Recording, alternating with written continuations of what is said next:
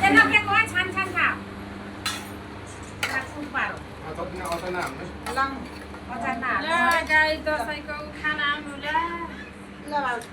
यहाँ राख्नु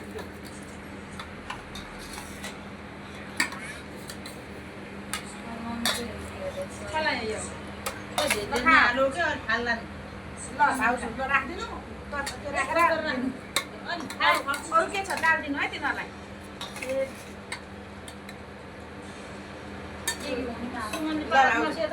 यहाँ सानीलाई अचार हालेर कुखुराको हाल्दै सुँगुरको खाँदैन कि बाबु